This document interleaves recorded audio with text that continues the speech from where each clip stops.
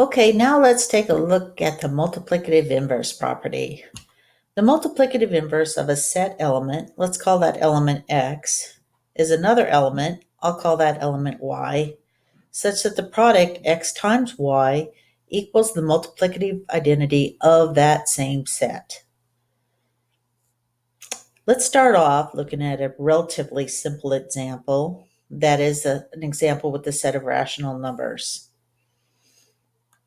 Any element in this set can be non-zero element, I should say, can be written in the form x over y, where y is non-zero. It will have a multiplicative inverse of y over x. That is, its reciprocal, again, whenever our denominators are non-zero. Let's take a look at a quick example.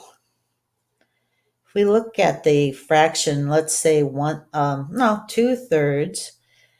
2/3 has a multiplicative inverse equal to 3/2 because 2/3 times 3/2 equals 1, and 1 is the multiplicative identity of the set. All right, so let's advance to something a little more complicated. What about sets that don't have multiplicative inverses? What set might that be? Can you think of one?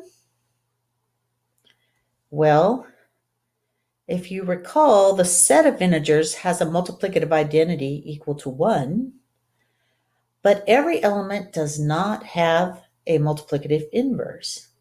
Can you think of one? Let's look at that set again, just one more time. Remember, that's an infinite set. Let's look at the number 3. What would be the multiplicative inverse of the number 3?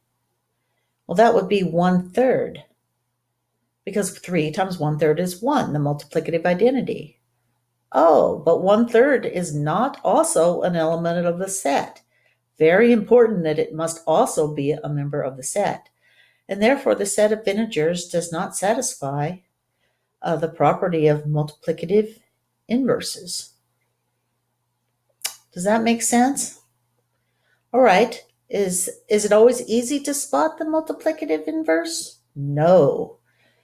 Let's go back to the set of complex numbers, which has a multiplicative identity element 1 plus 0i. We looked at that in a previous property. Is there a multiplicative inverse for each element, each non-zero element of the set?